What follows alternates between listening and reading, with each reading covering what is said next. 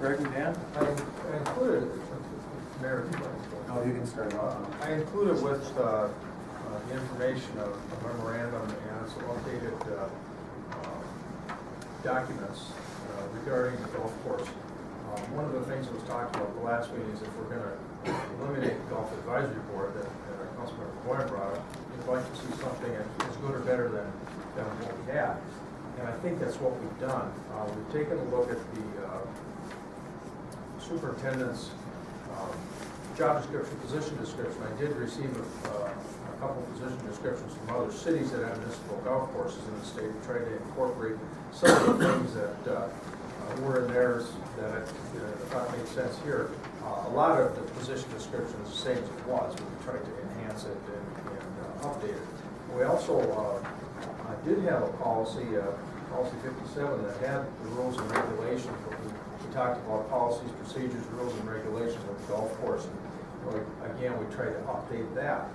Everything that was that is listed in the ordinance that talks about what the Golf Advisory Board was to do is being done by either the City Council has to do some things, or the golf superintendent, and then some. So I think there's, I'm hopeful that the new position description and the rules, regulations, policies, and procedures actually does a better job with where we're at for managing the golf course. I had been talking with, as I said at our last meeting, I've been talking with Dan and with Lori and with Randy and with golf extravaganza members and other community members. Did meet with representatives of the golf extravaganza group and discuss the possibilities. And as you can see, this is a draft, so it's not something we're jumping on right now. It's just a plan, and it addresses my concerns, and it seemed to address the extravaganza concerns. If we do it somewhat similar to this, they have a council member that is a liaison. We did talk.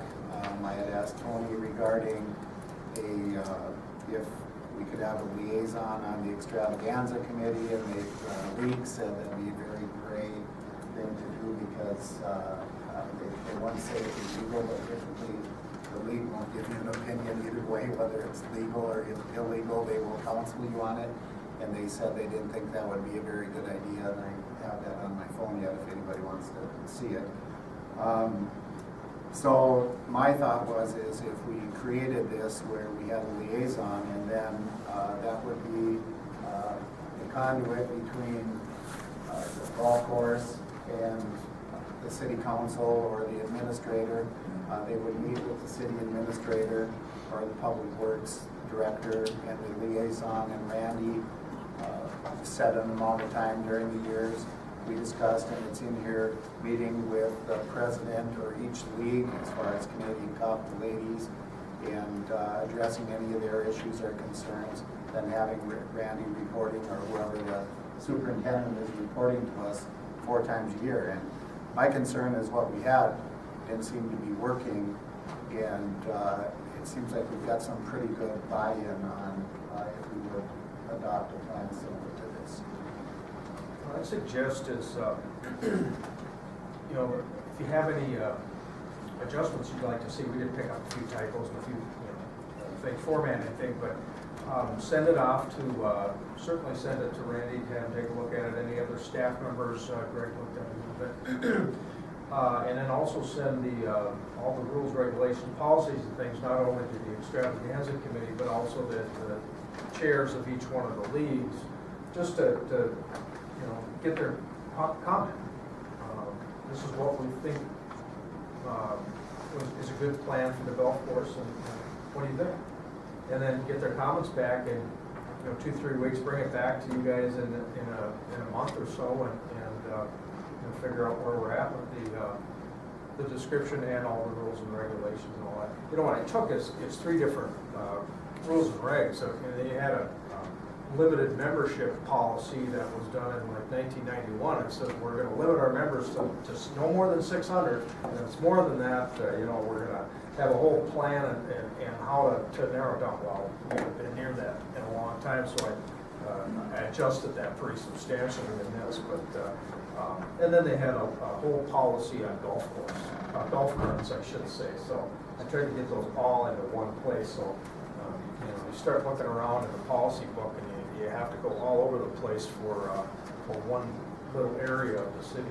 That's not a good plan, so.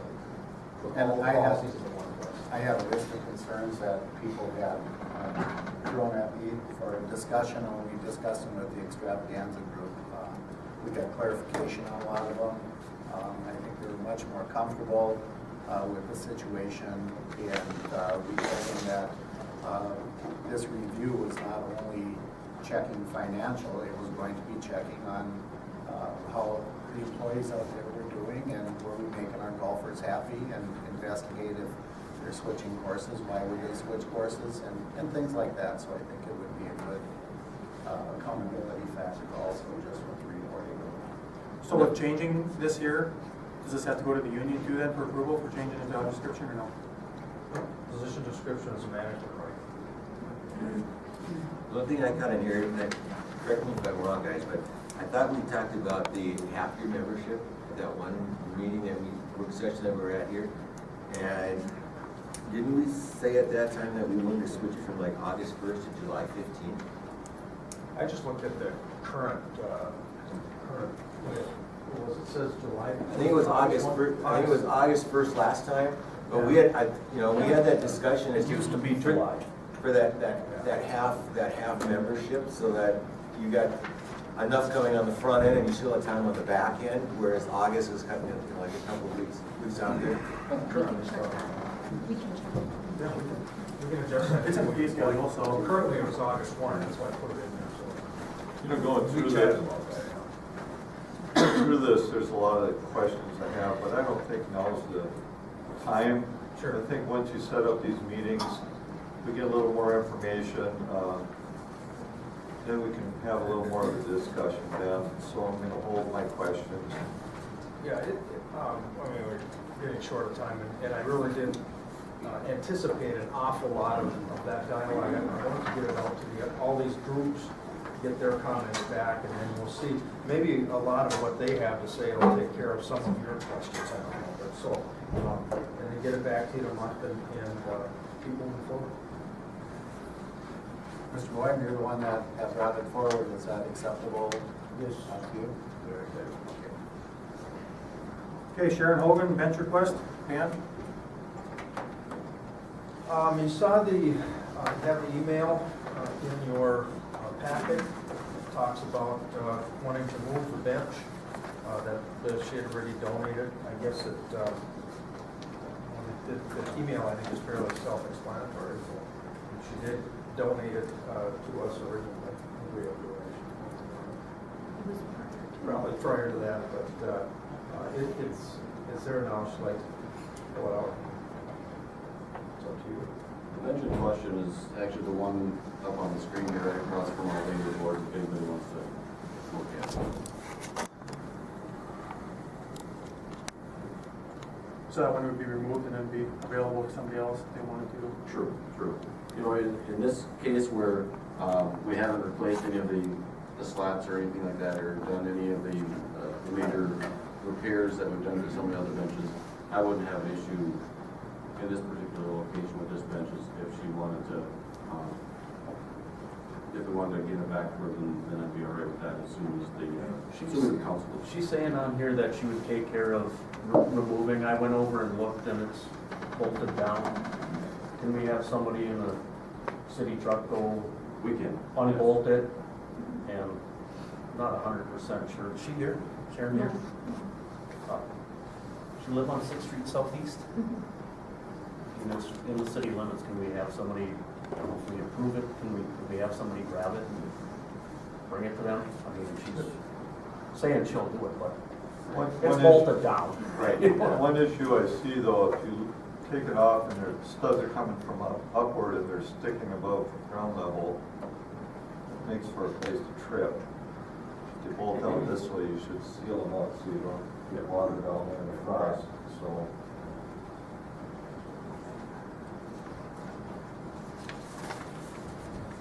Anybody else got any questions on that one?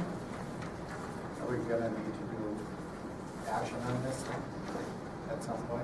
Eventually, what, you want us to put it on the next agenda? I think so. Road maintenance agreement?